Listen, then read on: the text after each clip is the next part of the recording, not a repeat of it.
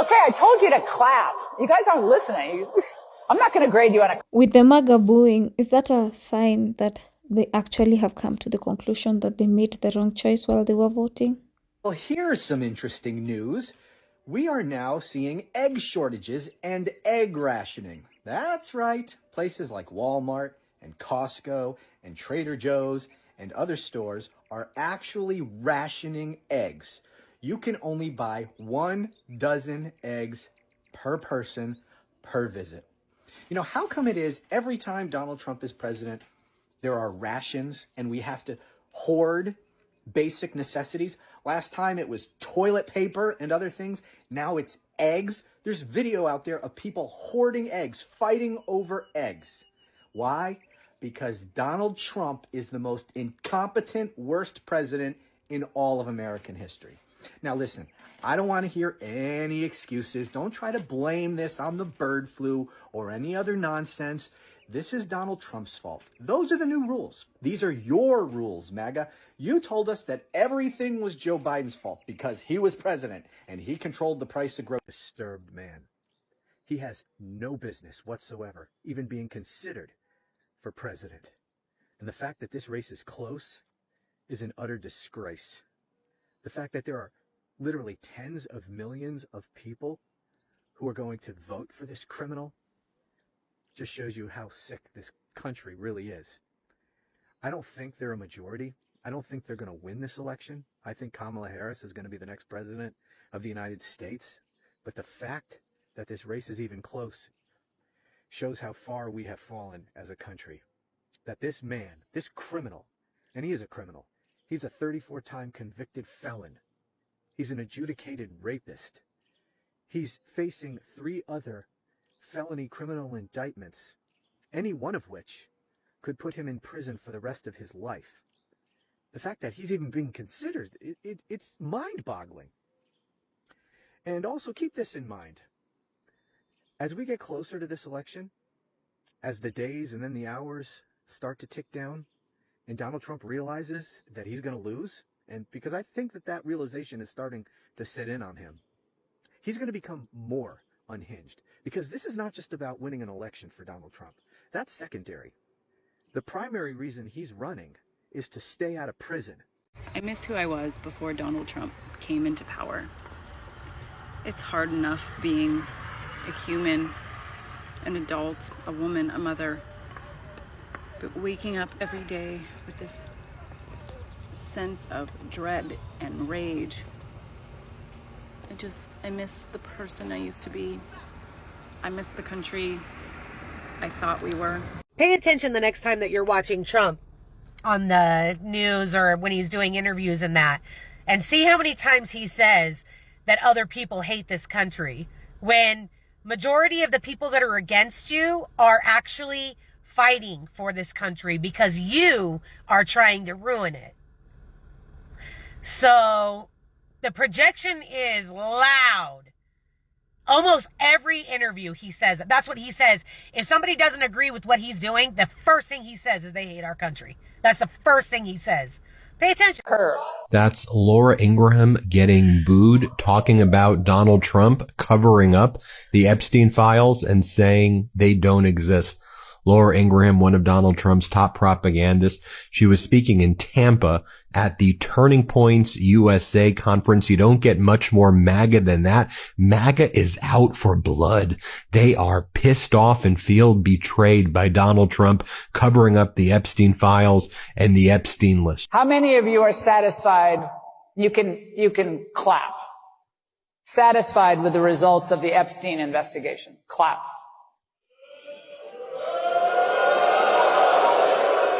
Okay, I told you to clap. You guys aren't listening. I'm not going to grade you on a curve.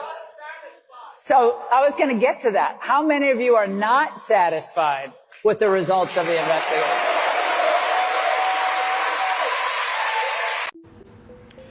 Good morning, everybody. So listen, I'm going to take this opportunity to remind you that had you voted for her, none of this would be happening.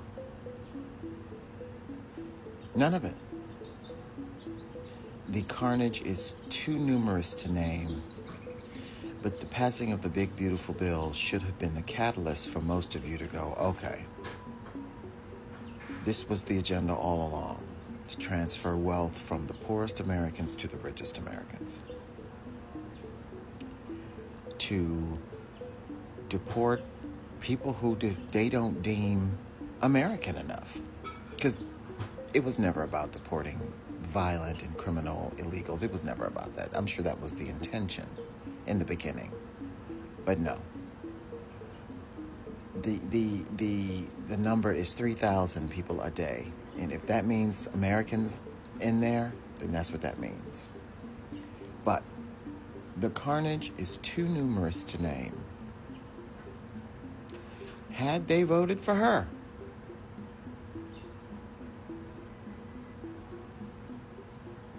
none of this would be happening. None of it. The stealing, doge, firing of people. Certainly natural disasters are going to happen. There's no one way a president can control that. But a president's response to a said natural disaster is doable. And when you're cutting funds to federal agencies that monitor, that let people know ahead of time that this could be happening and this is what you should be doing, lives can be saved. But you didn't want her. You didn't want her. You chose racism. You chose ignorance. You chose bigotry. You chose victimhood. You chose your feelings over what was best for the country. And now here we are. So sit down in the decision that you made. Don't hide from it. Don't come to a realization, oh my God, I messed up. Stand 10 toes down in the fact that you contribute to where we are in this carnage that is America right now. Will we always be this way? Perhaps not. Will we get back to the country that's most of us kind of remember? It's going to take a minute, but we will get there. It's going to take a minute, but we will get there. Because the damage done to this country that he inflicted the first 4 years was unraveled by a sane president in the next 4 years. So I'm a firm believer that what can be done can be undone. You just have to have willing and honorable people to do it. And therein lies the problem. Y'all keep sending these clowns to Washington who ultimately have their own agenda, lied to you that you shared it, and when they got there, here we are. Trump cannot do what he's doing without a complicit government and complicit Supreme Court. And here we are. Voting has consequences. The pendulum is going to swing back the other way. Eventually. Eventually. But America, because democracy is we choose, right now, most of y'all are choosing this. You're being willfully ignorant and you're choosing this. So be proud. Be proud.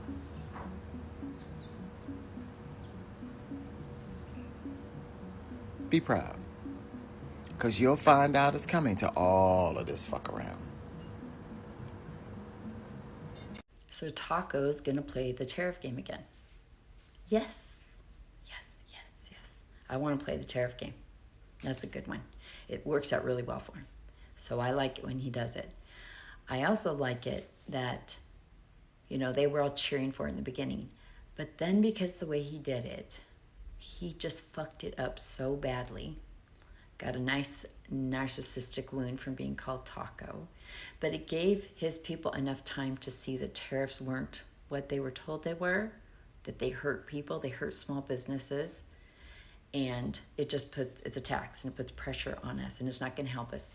And they saw how he just tried to manipulate people with it. Like I saw a lot of people go, I thought tariffs were good, so why are you just like throwing them out there, taking them back, raising them high, taking them down? Like, what's the deal? What are you doing?